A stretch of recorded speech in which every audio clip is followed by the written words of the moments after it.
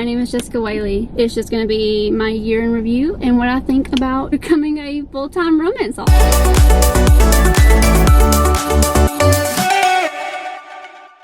All my books are linked down below. All my important links are linked in my link tree. I'm on TikTok and Instagram. All the things, all down below. I'm not going to sit here and be like a commercial to you. So we're gonna get into the video and my year in review. So on January 2024, I decided I wanted to write a romance novel. Had no plans, didn't know what I was gonna do, didn't know how it was gonna work out.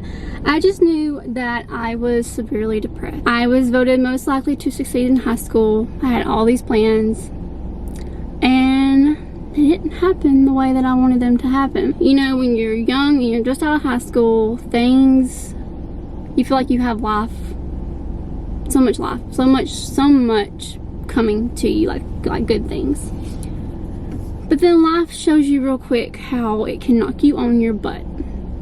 And for a couple years, I was so depressed where outside, when you saw me outside, you saw me smiling. I learned real quick how to put that smile on my face and not give people a even little indication that I was depressed. There was days I didn't want to get out of bed. There was days I didn't want to eat. There was days I would stay in my house and not leave, not get out in the sunshine. I'm so much better now.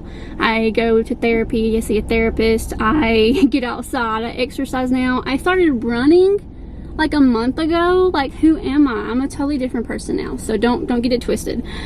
But I'm here to show you how doing something for yourself and putting you first can literally change your whole entire life. In January 2024, I decided to write Letters to Magnolia. It's my debut novel. I had no thoughts of a series when I started writing this. I was just like, let's just see if I can write a book. Don't even know if I'll finish it. I finished it, and my ARC readers and my reviewers were talking about how they wanted to see Megan and Colin's story.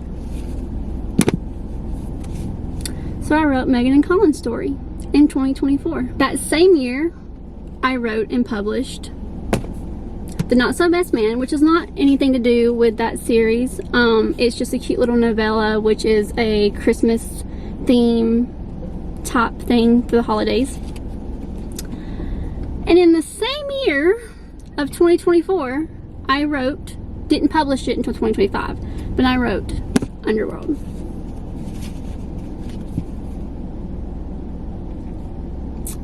I'm gonna cry looking at that.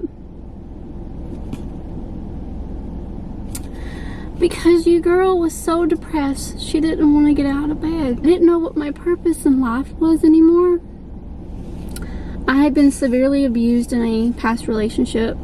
I had a father who I didn't talk to him. I didn't know who I was anymore. I didn't know what I wanted out of life.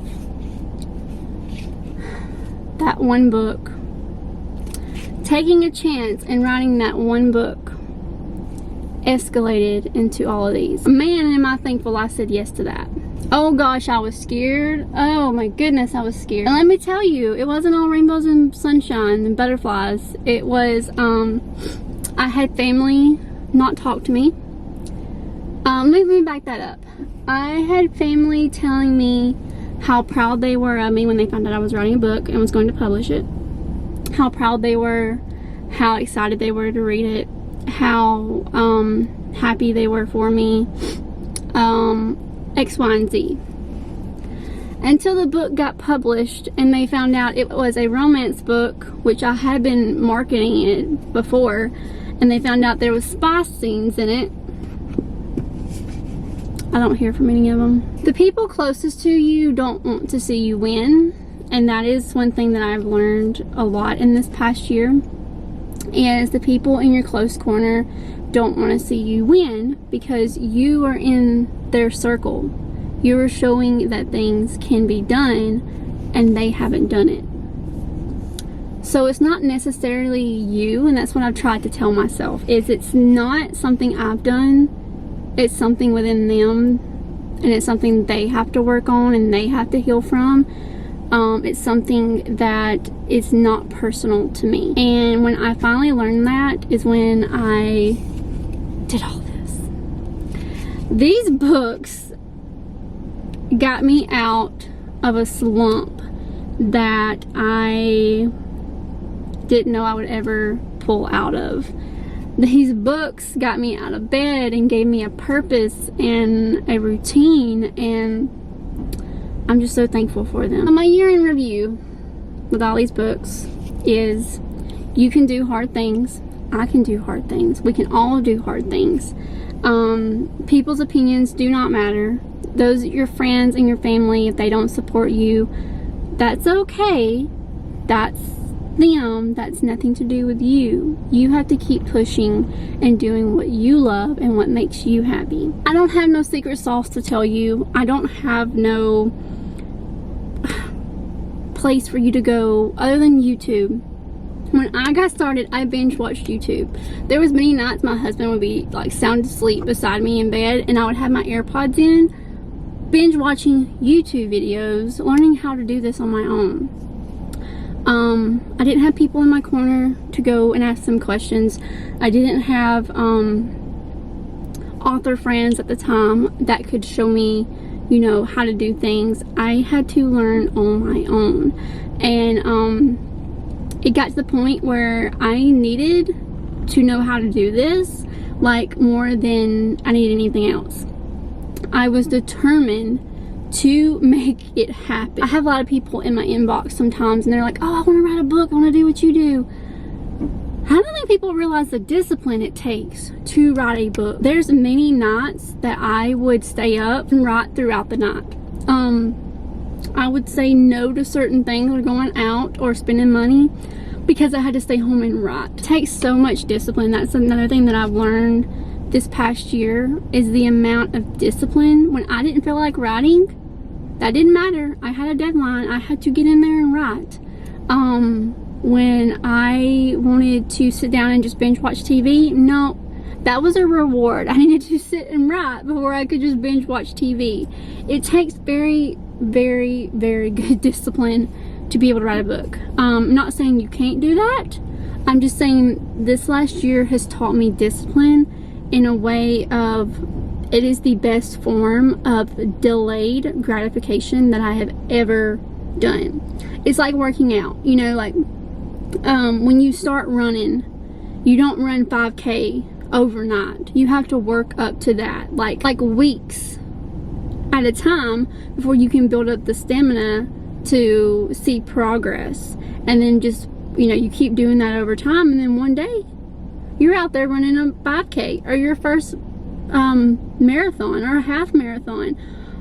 That's what writing a book is like. It's like you start and you see that word count go up. Okay, you got 1,000 words written. I've got 5,000 words written. I got 10,000 words written. And then eventually you have 50, 60, 80,000 words written or more.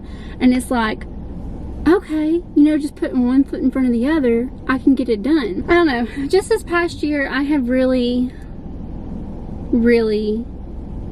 I've learned a lot. I've learned where I stand in people's lives. I've learned that what I want out of life. I've learned how to set boundaries. I've learned I've learned myself. I've learned discipline. I've learned how to grow a business.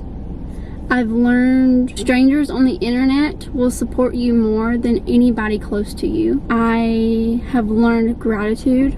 See, gratitude doesn't start when you're up here, when you have everything you want, when you have all you need. Gratitude doesn't start there. Gratitude should start here.